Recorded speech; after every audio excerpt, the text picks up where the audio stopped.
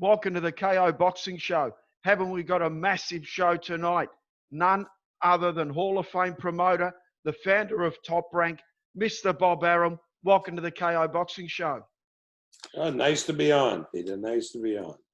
Great to have you on, Bob. First, congratulations on getting boxing back during this horrible epidemic. You've done it in class, you've done it safely, and you've done it in style. I bet it's been hard organising the bubble, but you've been very successful. And as fans, we're very grateful to be able to watch boxing, even without crowds. Oh, we followed the science. In other words, we didn't do anything without the help of the medical people in Nevada, the public health people, and we were able to devise a bubble at the MGM, which really worked. It's been something, but the hard part was starting it up and getting fighters in there to fight, because they had taken off 2 months when gyms were closed, and a lot of them accepted fights, got in the gym, and went too fast, and we had an inordinately large number of injuries. And then there was a problem with the testing. Fighters would come in to be tested in Nevada before they could go into the bubble, and they tested positive. So we advised everybody, before you get to Nevada, save yourself time, get yourself tested at home, and many of them did, and therefore the incidence of the numbers coming into the bubble who tested positive went down, because they had been pre-screened. No, well said, Bob. I'm very responsible, as we said before. Let's get into some of your stable stars. Terence Crawford, I mean, what's on the horizon for Terence? Obviously, it's very hard to answer questions like this with, there's talk there's going to be a vaccine early next year. We don't know. But just for the moment, everyone's in a holding pad. Where's he sitting? Well, we were on our way to have him fight Manny Pacquiao in the Mideast, the country in the Mideast, and everything had been approved, but the Ministry of Health in that country said no, not this year. It had to be next year because of the coronavirus. They didn't want to guarantee that they would open up an arena in November for spectators with them getting a spike in the virus. So we're looking, but Terence is definitely going to fight in November, maybe in the bubble in Nevada, and possibly, of course, without spectators. And we're looking at various top welterweights, including Kell Brook, the Englishman, who's very popular in England. Fantastic. What about Tyson Fury, talking about England? Because what a character. Bob, when he beat Wilder and he sang American Pie, you sang along. I was singing along as well. I've never seen such a character in the sport. He's amazing, isn't he? Tyson's terrific. And right now, the plans are for him to fight Wilder on December 19th in Las Vegas in the beautiful new stadium that's been built, the indoor stadium, the Allegiant Stadium.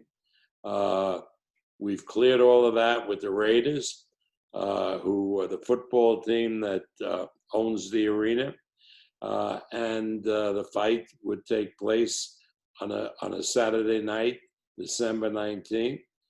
But again, we have to get permission from the governor and from the health authorities that we can put in this stadium which would seat ordinarily about 80,000, put in seats for 15,000, have everything done with safe distancing, and everybody wear masks. And we know there's a tremendous demand for that fight, and the convention authority is pushing it.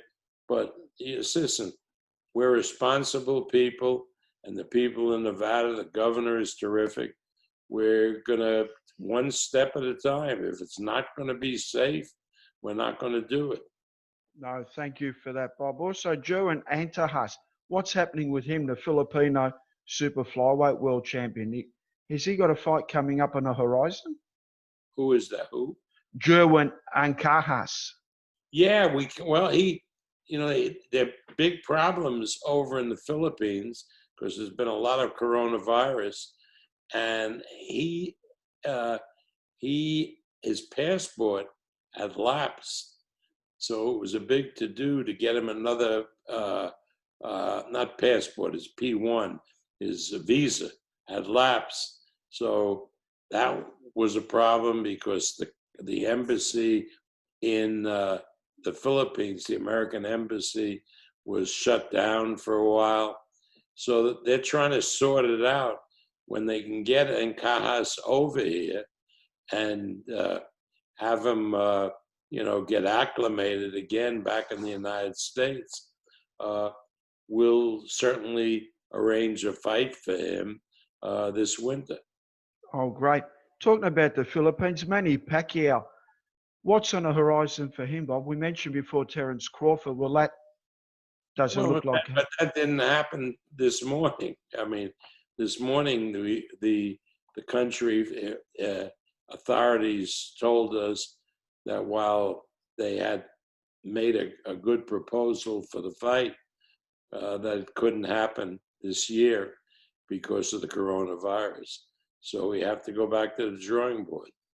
Okay, I'd just like to make one statement on Manny. If Donald Trump can be the president of America, Manny Pacquiao can definitely be the president of the Philippines. Well, wait a second. You're talking about a scoundrel in Donald Trump who shouldn't be the president of anything, no less the United States. Manny Pacquiao is a good, decent person who really relates to the people, and he would be a splendid president in the Philippines. Awesome.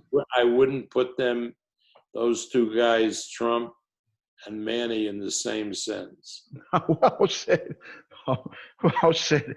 Also, let's go over Vasily Lomachenko. What's happening with him? Because there was talk of Vasily fighting Lopez, and that fight's done. It's October 17th. It will be in the bubble, and Lopez is opening up training camp this week in New Jersey. We trained for his last fight there, and Lomachenko has been training in Ukraine and will be here sometime the end of this week in the United States. Lomachenko has a house here, his own house, and he has a green card in the United States, which makes him a resident of the United States. So it was easy to arrange for him to come over. Well, that's great news. Also, because we're going back to Australia, the Maloney twins, Andrew and Jason. Jason's been rumoured to fight Oyunu, the monster from Japan. How's that fight looking right at the moment?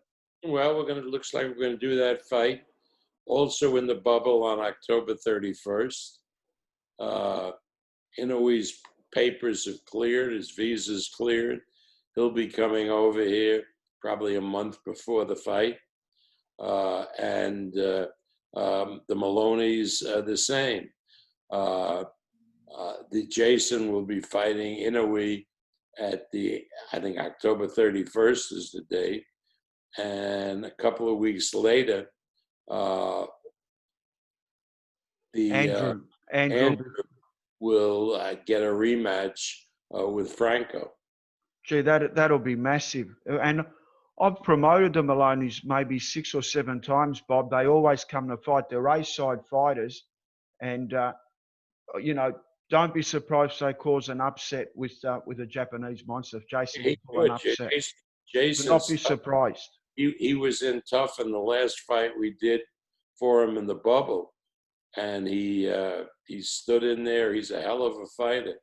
I can't wait to watch. That could be the fight of the year, Jason Maloney and Inoue. I agree. I agree. Also, Bob, you've been in the game for close to 60 years. There's not many things you haven't seen. Mike Tyson versus Roy Jones Jr. I know you're not involved, but how does that make you feel about older guys coming back for exhibitions? Well, the actual words that you use, you're not involved, to me, is my signal not to say anything, because I like Mike Tyson. He's become a really good guy. I've always been fond of Roy. We're good friends, and I'm not going to say anything that might adversely affect their match. So I'd like to pass on that question. No, fair enough, Bob. Fair enough. Before we sign you off, who are some of the young and up and coming talent that you're getting excited about through the Top Rank stable? Well, we have a lot of new heavyweights that are really sort of interesting to me. This Guido Vianello from Italy is turned out to be a hell of a fighter. The kid I really love, I think he's 20 years old now. He's going to definitely be a world champion. Jared Anderson, who was the chief sparring partner for Tyson Fury for the second Wilder fight. He was the guy that gave Tyson all the good work. You should hear Tyson talking about it. He's there. We recently signed this African kid, Effie, I call him. I know he has a last name, but he's like 6'6", really built well, knocks everybody out. And he'll be fighting in the bubble, I think, next week. I heard a lot about him, Bob. Sorry to interrupt. He's an athlete. He's an athlete. You've done well with him. I think he's Nigerian. That's what everybody says. That's what everybody says. And of course, before the pandemic, we signed Tony Yoka, the gold medalist in Rio, the super heavyweight. And we can't get him over here just yet because of the pandemic, but he'll be fighting September 26th in France. Bob, thank you for your time, and it's great to see you looking fit, Bob. You're turning back the clock, and you mentioned last time when we interviewed you, you've got a beard. Yeah, I know. You're looking 10 years younger, Bob. You're looking great. You're looking fit. Well done. Well done. They can't see the wrinkles with the beard on. Right? Well, keep up the awesome work. And you got a great fight coming up on Wednesday. We'll be watching it here in the United States Wednesday morning. Horn and Zoo. That's a real toss-up fight. It is, Bob. And also keep in mind, there's going to be 16,000 people. It's an outdoor venue up in Townsville. There's zero coronaviruses. The government gets involved.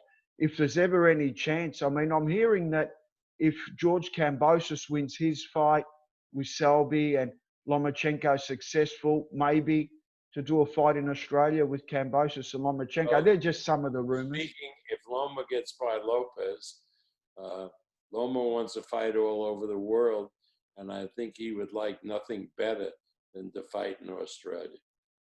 Thank you for your time, Bob. Hall of Fame promoter, and the best we got. Take care, my friend, and God bless. Thank you, Peter. Take care.